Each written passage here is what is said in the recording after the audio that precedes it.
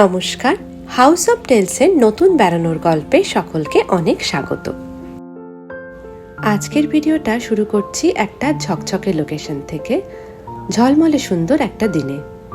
ভিডিওটা পোস্ট করতে ডাহা লেট হলেও আজকের দিনটা 16 ফেব্রুয়ারি, আমাদের বিয়ের 5 বছরের জন্মদিন।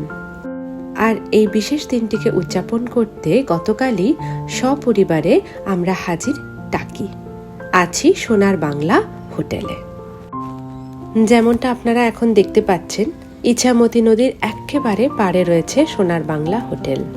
ঝাঁ চকচকে বিলাসবহুল একটা হোটেল। যেদিকে তাকাচ্ছি মুগ্ধ হয়ে যাচ্ছি। এই মুগ্ধতাকে সঙ্গে নিয়েই শুরু করছি আজকের বেড়ানোর গল্প। কি থাকছে এই ভিডিওতে? প্রথমে বলবো টাকি আসবেন কি করে। সোনার বাংলা নাম তো সুনাহি হোগা, কিন্তু এই নামের সঙ্গে দামটাই বা কেমন, কেমন খরচ এখানে, রুম, খাওয়া দাওয়া কেমন কি, সব বলবো একে একে। আর সবশেষে বলবো ইছামতি আর সোনার বাংলা ছাড়া টাকি শহরে আর কি কি দেখার আছে।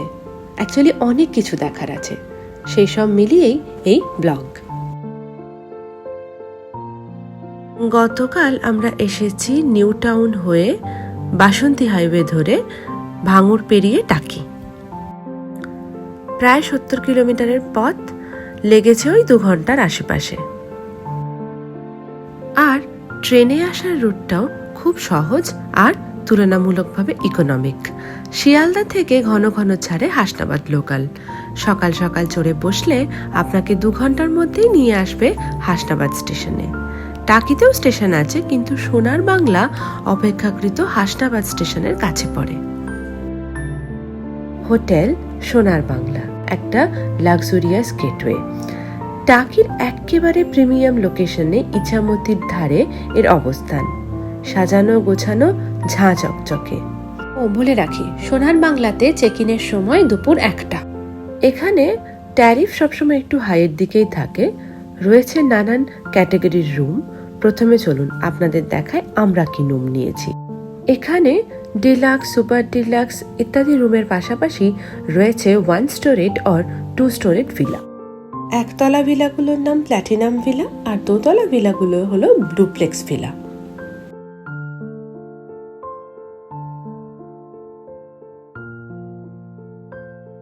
আস্তে আস্তে ঢুকছি আমাদের ডুপ্লেক্স ভিলার ভেতরে। সামনে রয়েছে ছোট্ট একটা সিটিং এরিয়া। ঢুকেই পড়বে একটা ড্রয়িং স্পেস। এদিকে টি কফি ইউনিট, হলে আছে টিভি। এটা নিচের রুমটা। এখানেও আবার একটা টিভি রয়েছে। একতলার ঘর বা ড্রয়িং স্পেস দুটো জায়গা থেকে দেখা যায় ইছামতি নদী। এরকম কাঠের সিঁড়ি দিয়ে উপরে উঠে আসতে হয়। আর এদিকে মেন বাথরুম। আর এই পেছন দিকটা থেকে দেখা যাচ্ছে প্লেগ্রাউন্ডের একটা সুন্দর ভিউ।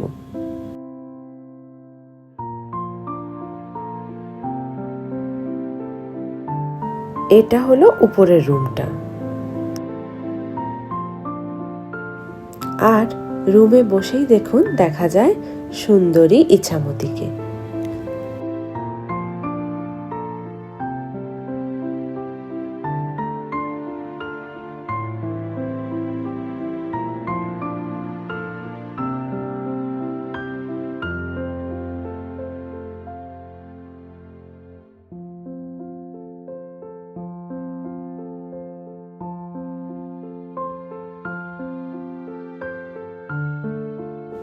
উপরেও একটা ছোট্ট বাথরুম আছে।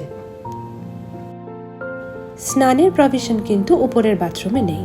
তার জন্য সবাইকে নির্ভর করতে হবে নিচের ওই কমন বাথরুমের উপর। এখানে জানেন ফোনের নেটওয়ার্কের অবস্থা খুব খারাপ। নেটও খুব শোচনীয়। ওয়াইফাইয়ের একটা পাসওয়ার্ড দিয়েছেন বটে, কিন্তু সে কিছুতেই কাজ করছে না।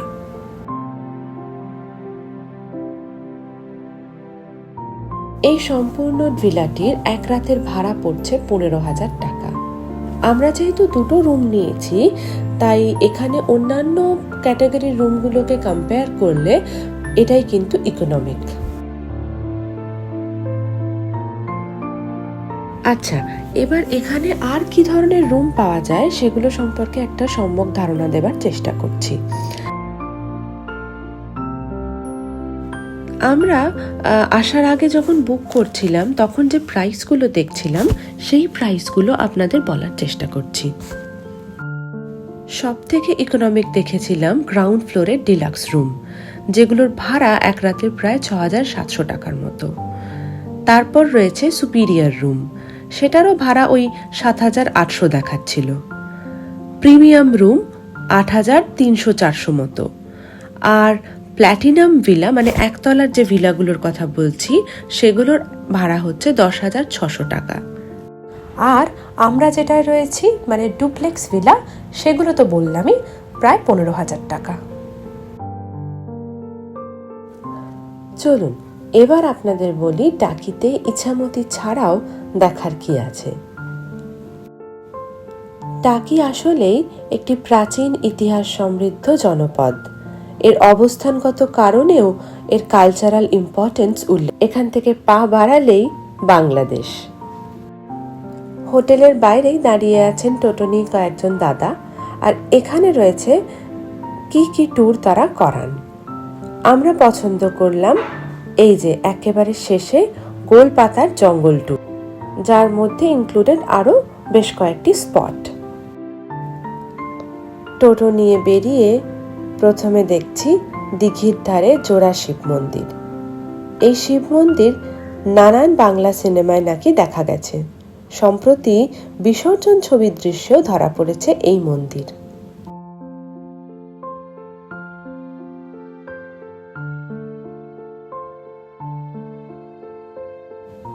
ইছামতির পার পেয়ে আমরা যাচ্ছি পরবর্তী গন্তব্যে। আর ওপারেই দেখা যাচ্ছে বাংলাদেশের সাতক্ষীরা জেলা। কত কাছে, ঘর বাড়ি এমনকি গরু চড়ছে সেটাও স্পষ্ট দেখা যাচ্ছে। এই যে বাড়িটি দেখছেন এটি টাকি তথা বাঙালির গৌরব জেনারেল শঙ্কর রায়চৌধুরীর বাড়ি। এক নজরে দেখে বোঝা যায় এই বাড়ির বা এই বংশের আভিজাত্য। বর্তমানে এই বাড়িতে তেমন কেউ থাকেন না, পড়ে রয়েছে অতীত গৌরব আর এই পরিত্যক্ত দুর্গা দালান।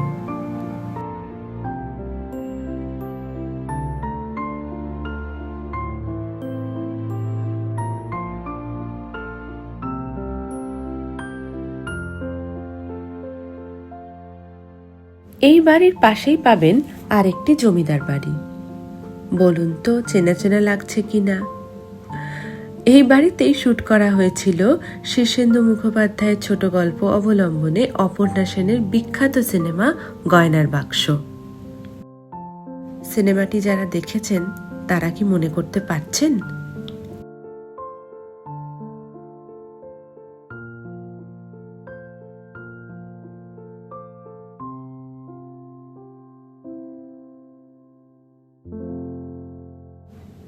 এটি একটি ব্রিটিশ আমলে তৈরি হওয়া নলকূপ। সমগ্র টাকি শহরে জল সরবরাহ করত এটি। বর্তমানে সংস্কার করা হয়েছে, এখন এটা মেশিন চালিত।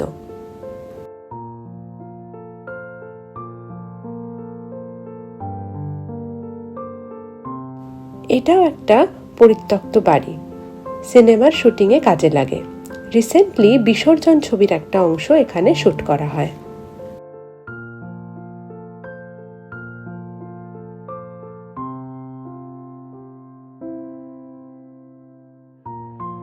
এবার আমাদের গন্তব্য আজকের সেরা চমক, মিনি সুন্দরবন, গোলপাতার জঙ্গল।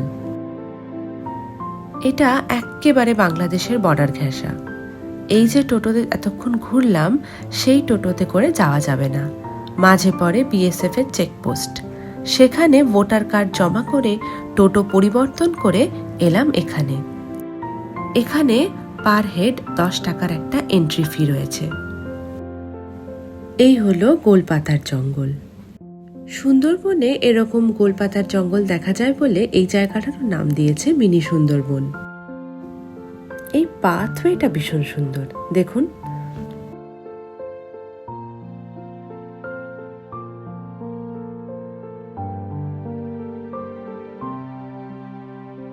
আর সবটা পেরিয়ে এলে অপেক্ষা করছে এমন সুন্দর একটা ভিউ, সঙ্গে দূরবীনে বাংলাদেশ দর্শন করার সুযোগ।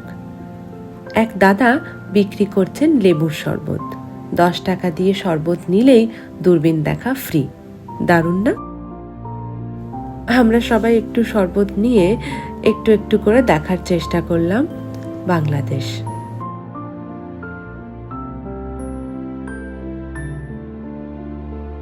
এই দূরবীনে চোখ রেখে প্রতিবেশী দেশটিকে এক ঝলক দেখে শেষ করলাম এক প্রস্থ টাকি ভ্রমণ। টাকিতে আরো অনেক কিছু দেখার আছে, সেগুলো যাব আগামীকাল।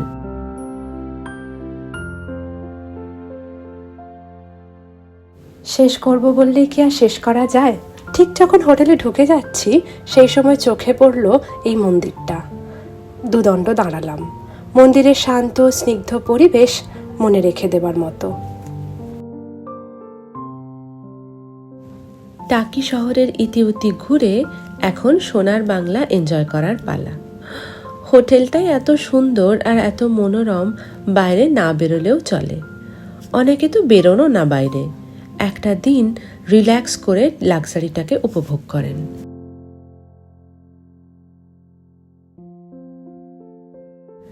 এই খোলা মাঠে বাচ্চাদের খেলার সেকশনটাও জিনার ভারী মনে ধরেছে।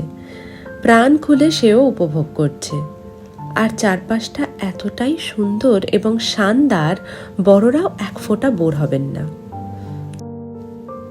আচ্ছা, শুধু সৌন্দর্য দিয়ে তো পেট ভরবে না। চলুন এক চক্কর হাঁটতে হাঁটতে আপনাদের বলি এখানকার খাবার দাবার সম্পর্কে। আমাদের লাঞ্চের এক্সপিরিয়েন্স এখানে এক কথায় খুব তৃপ্তিদায়ক। খাবার দাবারের কোয়ালিটি, কোয়ান্টিটি আর স্বাদ নিয়ে কোনো কথা হবে না। আর আলু পোস্ত আর মাটনটা ছিল সেরার সেরা। বাড়ির বাইরে এমন ঘরোয়া খাবার সত্যি খুব কম জায়গায় পাওয়া যায়।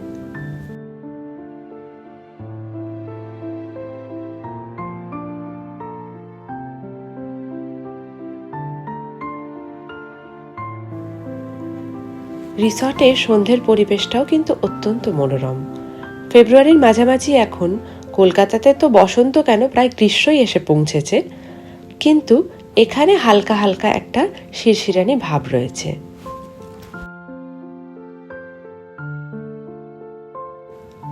মনোরম পরিবেশে নদীর পাড়ে এই সুন্দর রিসর্টে সন্ধেটাও যে আপনার মনের মতোই কাটবে সে কি আর বলার অপেক্ষা রাখে?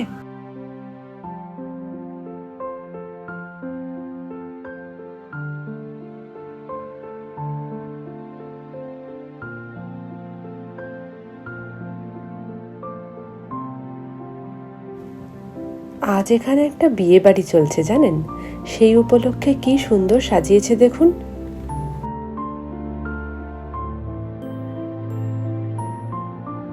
এখানে বাচ্চাদের জন্য ছোট্ট একটা ইনডোর প্লে এরিয়াও রয়েছে। জিনার মতো বাচ্চারা খুব ভালোবাসবে। রয়েছে বড়দের জন্য ইনডোর প্লে এরিয়া আর জিম।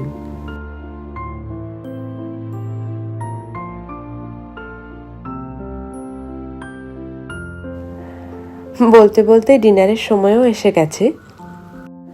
চিকেন ডাক বাংলো আর একটা সবজি সহযোগে রুটি, আর শেষ পাতের এই ক্যারামেল পুডিংটা, আহা দারুণ সুদিং। চলুন এবার গুড নাইট বলি, আর কাল আপনাদের সঙ্গে করে যাব আর এক প্রস্থ টাকি ভ্রমণে। চায়ের কাপে চুমুক দিয়ে ঘুম ভাঙলো এরকম একটা আলসেমি মাখা কুয়াশা ভেজা সকালে।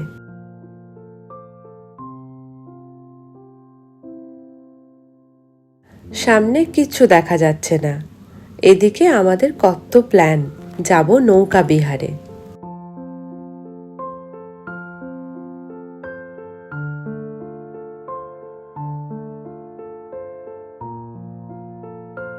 বেলা একটু বাড়তে কুয়াশা কাটলো, সেই সঙ্গে দেখা দিল রোদ ঝলমলে একটা দিন।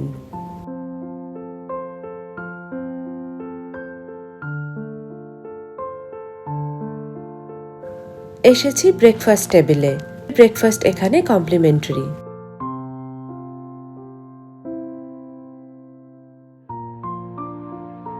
রয়েছে হরেক মেনু, লুচি, ছোলার ডাল থেকে দক্ষিণ ভারতীয় ইডলি সাম্বার, উপমা।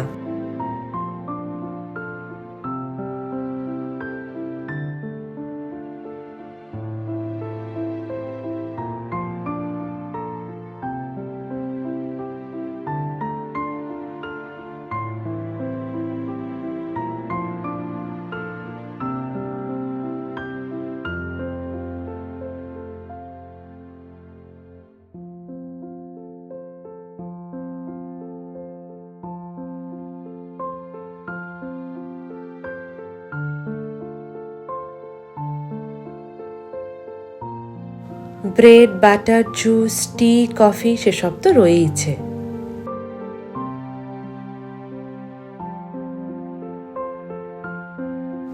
ব্রেকফাস্ট ছেড়ে এবার যাবার পালা।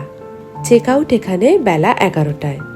সত্যি বলতে কি, এমন সুন্দর পরিবেশটা ছেড়ে যেতেই ইচ্ছে করছে না। দারুণভাবে কাটলো এখানে একটা গোটা দিন, with all the luxury experiences. টাকি সোনার বাংলা নাম অনেক শুনেছিলাম, আজ একটা দিন কাটিয়ে আমরা খুব খুশি। সুন্দর পরিবেশ। যাই হোক, হোটেল থেকে চেক আউট করলাম, তবে ঘোরাঘুরি এখনো বাকি। ওই যে বললাম নৌকা বিহারে যাব। টোটোয় করে টাকি মিউনিসিপ্যালিটি ঘাটে যখন এলাম, সূর্যদেব ততক্ষণে মাথার উপর। সব থেকে ভালো হয় আপনারা যেদিন চেক ইন করবেন সেই দিন যদি সানসেটের সময় এই নৌকা বিহারটা প্ল্যান করতে পারেন। বলে রাখি, এটার একটা আলাদা খরচ রয়েছে। এটার খরচ পড়ে 1000 টাকা। নৌকায় উঠে আর এক প্রস্থ রোমাঞ্চিত হবার পালা। নৌকো করে আমরা যাব একেবারে বাংলাদেশের ধার ঘেঁষে। আমাদের এই দিকটা ভারত, আর ওই দিকটা যেটা আপনারা দেখতে পাচ্ছেন এখন, ওটা হচ্ছে বাংলাদেশ। বাংলাদেশের সাতক্ষীরা জেলা। এই যে গাছগাছালিগুলো দেখছেন, ওটা বাংলাদেশের কেয়াপাতার জঙ্গল। এই জায়গাটা ইছামতি, বিদ্যাধরী আর কালিন্দী, এই 3 নদীর সঙ্গমস্থল।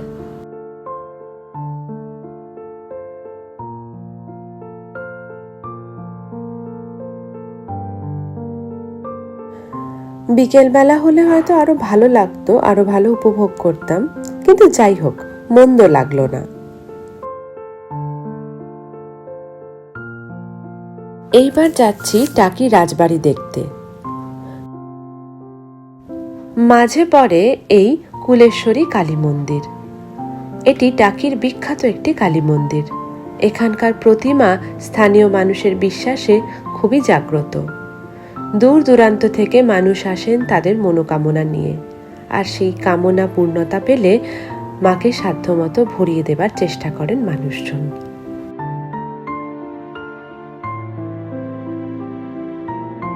ফাইনালি এলাম টাকি রাজবাড়ি দেখতে। এটির নাম পুবের রাজবাড়ি।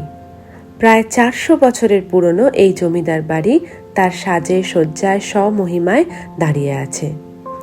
এখানে এখনো ঘটা করে দুর্গাপুজো হয়, আর সেই দুর্গাপুজো এখানে বেশ বিখ্যাত। চলুন ঘুরে দেখাই আপনাদের টাকি রাজবাড়ি। এখানে প্রবেশ মূল্য লাগে মাথাপিছু 10 টাকা। মোগল আমলে যশোরের প্রতাপাদিত্য রাজার সময়কালে টাকির জমিদার ছিলেন ভবানী দাস রায়চৌধুরী। তিনি টাকি জমিদার বাড়ির আদি জমিদার। তারপর যখন এই জমিদার বাড়ি 4 শরিকিয়ানায় ভাগ হয়ে যায়, গড়ে ওঠে আলাদা আলাদা মুন্সি বাড়ি, পুবের বাড়ি, উত্তরের বাড়ি আর পশ্চিমের বাড়ি। এটি হলো পুবের বাড়ি। বাকিগুলো একেবারেই ভগ্নপ্রায়। এটা হলো দুর্গা দালান। এখানেই হয় 400 বছরের পুরনো সেই দুর্গাপুজো। এখনো রীতি মেনে নিষ্ঠা ভরে এখানে হয় পুজো। পুজো করেন বাড়ির যিনি বর্তমান কর্ণধার তিনি। এই দুর্গাপুজো দেখতে দূর দূরান্ত থেকে মানুষ আসেন। এখন যে সাজসজ্জাটা দেখছেন, এগুলো কিন্তু পুজোর সময় হয়েছিল, আবার রেখে দেওয়া হয় পরের পুজো অবধি। রাজবাড়িটিকে নতুন করে আবার সংস্কার করার কাজ চলছে, তো আশা করা যায় যে আগামী কয়েক বছরের মধ্যে আরও সুন্দর করে সেজে উঠবে এই রাজবাড়ি। টাকি রাজবাড়ি দিয়েই শেষ হলো আমাদের টাকি ট্রিপ। ঐতিহাসিক নিদর্শন আর প্রাকৃতিক সৌন্দর্যের মেলবন্ধনে টাকি পশ্চিমবঙ্গের পর্যটন মানচিত্রে অত্যন্ত গুরুত্বপূর্ণ একটি জায়গা হয়ে উঠেছে। ইছামতির মনোরম প্রাকৃতিক সৌন্দর্য, টাকি শহরে ছড়িয়ে ছিটিয়ে থাকা 400 বছরের পুরনো ইতিহাস আর হোটেল সোনার বাংলার আভিজাত্য, সবকিছু মিলিয়ে টাকি ট্রিপ জমজমাট। আর এই জমজমাট ট্রিপের ভিডিওটি যদি ভালো লাগে, ভিডিওটি লাইক করবেন, কমেন্ট করবেন, শেয়ার করবেন আর আমার ছোট্ট চ্যানেলটিকে সাবস্ক্রাইব করবেন। ভালো থাকবেন, টাটা। খুব তাড়াতাড়ি আসছি হাউস অফ টেলসের নতুন বেড়ানোর গল্প নিয়ে।